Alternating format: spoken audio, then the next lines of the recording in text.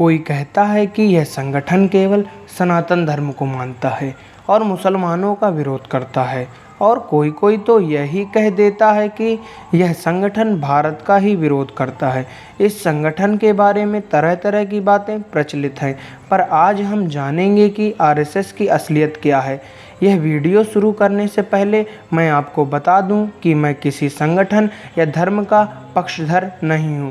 हम केवल आपके सामने अपनी बातों को रखेंगे, फैसला आपको करना है। यह वीडियो प्रारंभ करते हैं हिस्ट्री एक्सप्लोरर के साथ। आरएसएस, जिसका पूरा नाम राष्ट्रीय स्वयंसेवक संघ है, इसकी स्थापना वर्ष 1925 में डॉक्टर केशव बलिराम हेडगेवार ने हिंदुओं के त्यौहार विजयदशमी के अवसर पर की थी। इसका मुख्यालय नागपुर में स्थित है।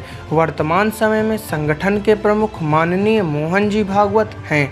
आपको नहीं पता तो हम आपको बता दें कि मोहन जी भागवत उन चुनिंदा लोगों में से एक हैं जिन्हें Z+ सुरक्षा प्राप्त है।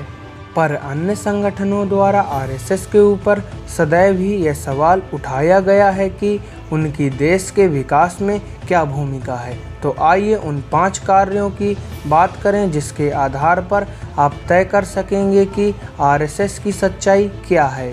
नंबर 1, वर्तमान समय में आरएसएस का शिक्षा के क्षेत्र में योगदान।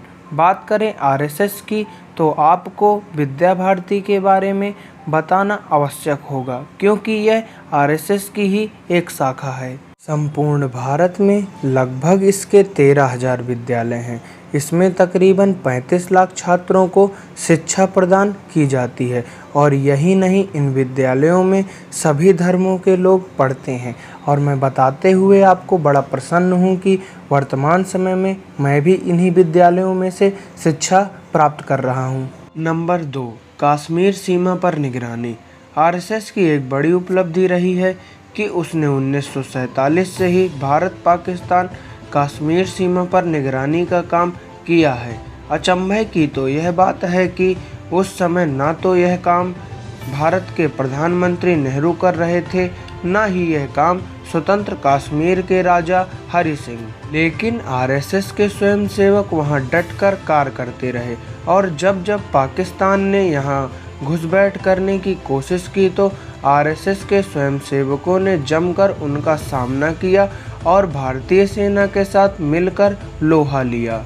यही नहीं, जब भारत पाकिस्तान विभाजन के बाद दंगे भड़के और उस समय नेहरू सरकार को कुछ नहीं सूझ रहा था, तब आरएसएस ने मुहिम करते हुए पाकिस्तान से आए लोगों के लिए लगभग 3,000 से अधिक राहत शिविर लगाए। इन लोगों में केवल हिंदू नहीं अपितु सभी धर्म के लोग थे, जिसमें मुसलमानों की संख्या अधिक थी। नंबर 3, 1962 का भारत चीन युद्ध। 1962 को याद करने पर भारत चीन का युद्ध हमारे सामने आ जाता है, जिसमें भारत की हार हुई थी।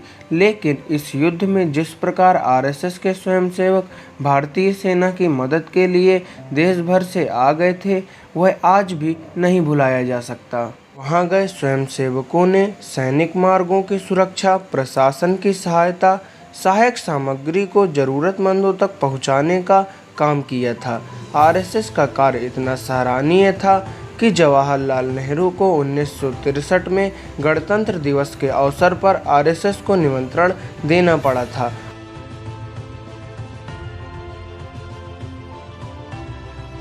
नंबर 4, कश्मीर विलय में भूमिका। आज़ादी मिलने के बाद जब पाकिस्तान ने कश्मीर पर हमला बोल दिया तो उस समय कश्मीर के महाराजा हरि सिंह भारत में कश्मीर के विलय को लेकर कुछ फैसला नहीं कर पा रहे थे। ऐसी विकट परिस्थितियों में पाकिस्तानी सेना कश्मीर के अंदर घुसती जा रही थी, जिसमें जवाहरलाल नेहरू भी कुछ फैसला नहीं कर पा रहे थे। तब तत्कालीन गृह मंत्री सरदार वल्लभ भाई पटेल ने संघ के गुरु गोलवलकर से सहायता मांगी। तब गुरु गोलवलकर महाराजा हरि से मिलने कश्मीर पहुँचे। उनके समझाने के बाद ही महाराजा हरि ने कश्मीर को भारत में विलय करने का प्रस्ताव दिल्ली भेजा। इस प्रकार कश्मीर विलय में भी संघ की भूमिका साफ स्पष्ट दिखाई पड़ती है। नंबर 5, आपातकाल। 1975 से 1977 के बीच आपातकाल से संघर्ष और जनता पार्टी के गठन तक में संघ की भूमिका आज भी लोगों को याद है। सत्याग्रह में हजारों स्वयंसेवकों की गिरफ्तारी के बाद संघ के कार्यकर्ताओं ने भूमिगत रहकर आंदोलन चलाए। आपातकाल के खिलाफ सड़कों पर आकर पोस्टर लगाना, जनता को सूचना देना, जेल में बंद सभी नेताओं के बीच संवाद सूत्र का काम संघ ने संभाला। जब सारे नेता जेल में बंद थे, तब सारे दलों का गठन करके जनता पार्टी का निर्माण करने की कोशिश संघ द्वारा ही की गई थी।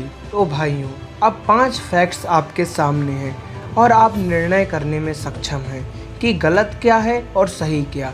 आप हमें कमेंट्स में अपनी राय बता सकते हैं। मैं आपका दोस्त हिस्ट्री एक्सप्लोरर आपसे विदा लेता हूँ।